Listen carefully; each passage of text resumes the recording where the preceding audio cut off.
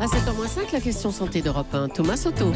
Après le patch, la cigarette électronique, l'hypnose, l'acupuncture, le paquet neutre, voici donc le vaccin. Bonjour Dr Kierzek. Bonjour Thomas. Un vaccin pour arrêter de fumer, forcément ça fait rêver, mais est-ce aujourd'hui autre chose qu'un rêve ? En tout cas, c'est un vieux rêve, puisque plusieurs laboratoires depuis plus de 10 ans sont en lice pour trouver ce fameux vaccin qui serait un vaccin anti-nicotine, puisque c'est la nicotine qui est responsable de la dépendance, et l'objectif, ça serait de faire produire par notre système immunitaire des anticorps anti-nicotine. Alors jusqu'à présent, les anticorps, ils n'étaient pas produits de manière assez quantitative, et une publication récente et prometteuse, alors ce sont des tests chez la souris pour l'instant, mais grâce à ce vaccin, il y a suffisamment d'anticorps pour empêcher le fumeur de fumer. Ça veut dire qu'on fait croire à notre corps que la nicotine est un petit microbe, un petit virus, c'est ça ? Exactement, on l'associe. C'est exactement le même principe que la vaccination. On va inoculer même un virus avec de la nicotine, c'est-à-dire que la nicotine va être portée par ce virus et dans le sang, elle va être détectée par notre système immunitaire avant que la nicotine n'arrive à son endroit cible. Et l'endroit cible, c'est le cerveau, ce sont les récepteurs nicotiniques.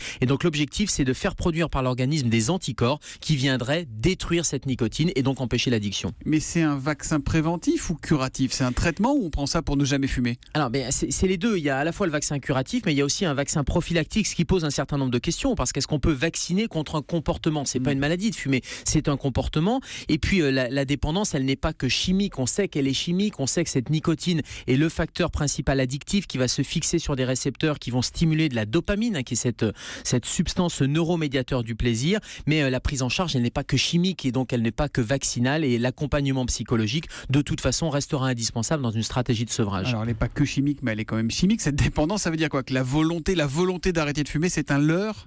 Non, c'est pas un leurre. Il y a une part chimique et il y a une part psychologique, d'où toutes ces thérapies ou ces techniques comportementales, d'où l'hypnose également. Mais elle est chimique et ça, c'est indéniable. Et quand on voit les médicaments qui sont utilisés pour le sevrage, et notamment le fameux Champix, la varénicline, eh bien c'est une molécule qui va aider au sevrage parce qu'elle va agir là aussi sur ces récepteurs nicotiniques.